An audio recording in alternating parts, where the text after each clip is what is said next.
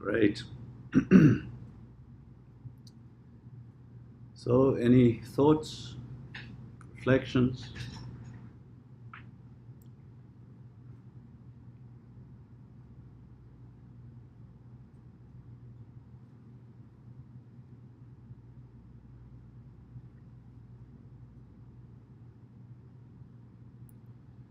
Rob, I particularly like the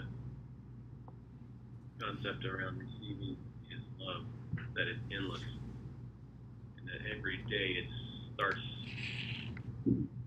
fresh, starts new. So because it's so challenging not to keep track in your own mind and your own conscience, live up to yourself, your own standards, and feel like maybe you haven't done enough, and just receiving His love and adding that on to the centering prayer and looking at it in that light.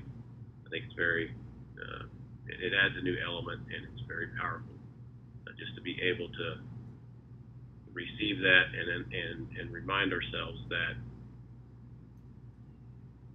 the score isn't being tracked, that we can receive that love every day. And we may not have lived up to our own expectations, but the fact that we're still here, I put it in perspective. I lived, 45 years of my life without giving 20 minutes a day just to try to quiet my mind. Wow. And so just that's just that element of His love and being able to receive that.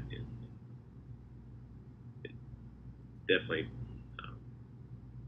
It's amazing what you've just said, that spent 45 years of your life.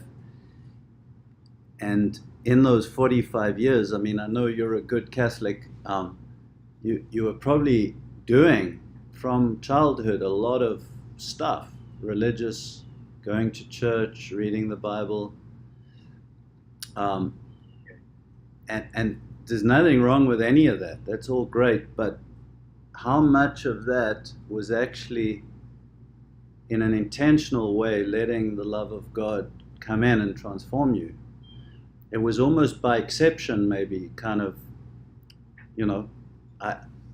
5% perhaps of a sermon that just struck you and managed to go to the heart. But then, I don't know, I just, this feels like a practice that just intentionally makes space for God to move. Yeah, I can certainly identify with people who talk about centering prayer or are concerned around centering prayer. So, well, you're going to give up your complete self. You're going to lose sense of yourself in meditation and maybe centering prayer. But I think it's more of reining yourself in and giving space for God to come in, and not that's not giving up yourself, but that's reining yourself in, I guess, is the best way that I can say it. That's great. How long have you been doing this now, Bob? I know it's been for quite some time. Yeah, it's I've got maybe about a year and a half going, and I'll be the first to say I haven't been adamant on a daily basis, but I've continued to do it and go back to it very frequently. There's been a few weeks that I haven't been able to spend some time doing it, but I've been far from being able to take the time twice a day. But just the initial time that when you stop and you effectively just rest in his presence, and I'll be the first to say it's not something that I've seen a great impact from it without it being twice a day for 20 minutes. Yeah. But I would see even more.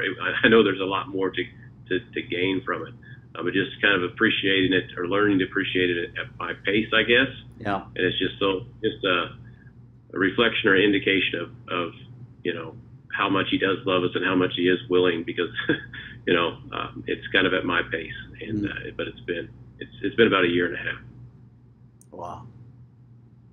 When you say you've seen, are you able to articulate maybe what's like the main fruit of it? If you are, I mean, it's fine if you can't. Yeah, I think really just quieting my mind and quieting the idea that I have to have a particular idea around any particular event, or like I have to own it. I have to be in charge of it. I have to take it in and like make a decision on it, and it's right there. And just being able to step back from that or take a different approach to most situations. I definitely give him the credit and the glory for being able to make those changes in me as I deal with other people and situations. It's just that extra confidence, that extra idea, that approach that, hey, you know, you kind of are aware that you may overreact. You may react in a way that's not best. And as soon as and I think that's all a result for me, just not really experiencing the idea of shutting my thoughts down for any particular amount of time, and focusing on him and his presence, and inviting him to come and or just saying that I'm there, I'm here, and I'm at least not going to run my mind very, crazy out of, knowing that that's what I should be doing and seeing that benefit. Wow. That's awesome, man.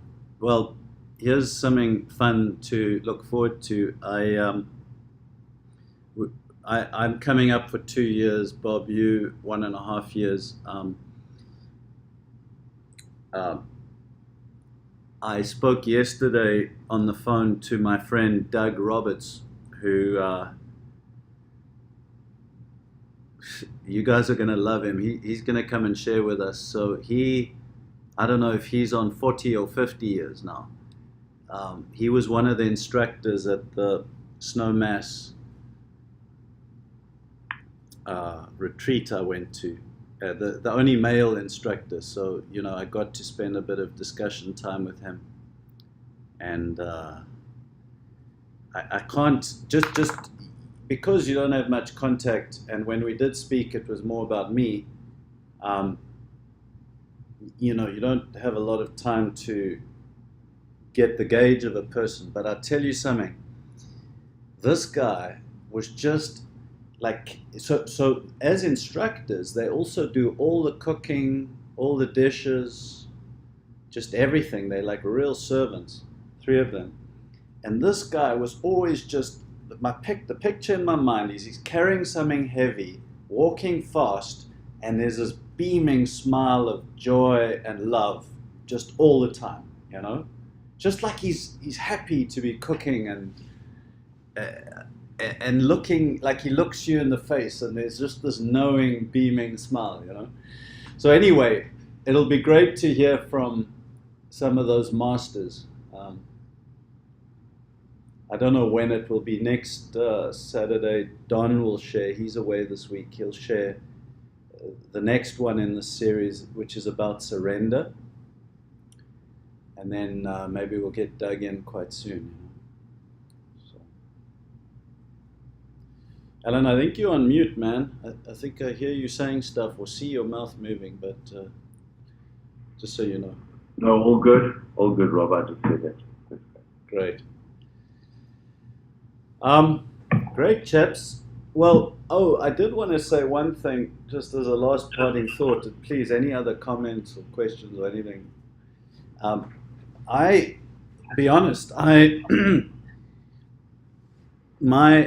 my time now wasn't great.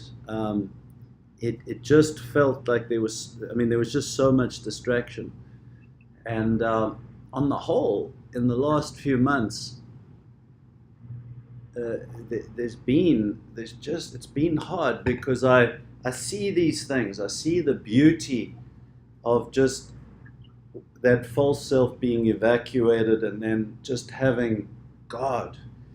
I see what that can look like, but I realize it's not what's happening right now for me, and that, firstly, I think, just to say, I know it's a good work going on, but here's just a thought that I got from reading somebody else. Richard Rohr says this. He says in his meditation time in the mornings, he meditates until he can get silent.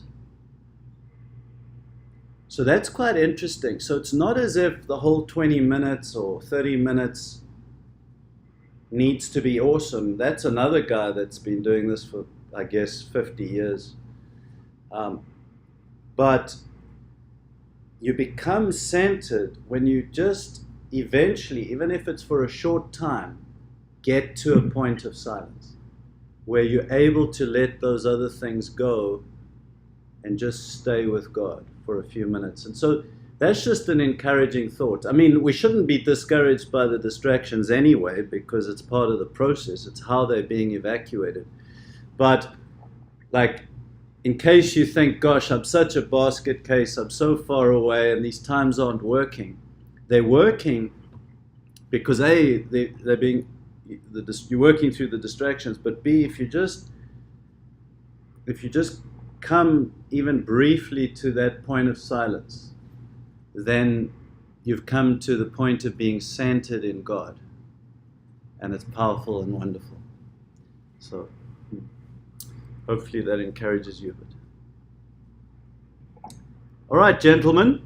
Well, have a wonderful rest of your weekend. Happy traveling, Bob. Okay, I will. I'll try to enjoy it. We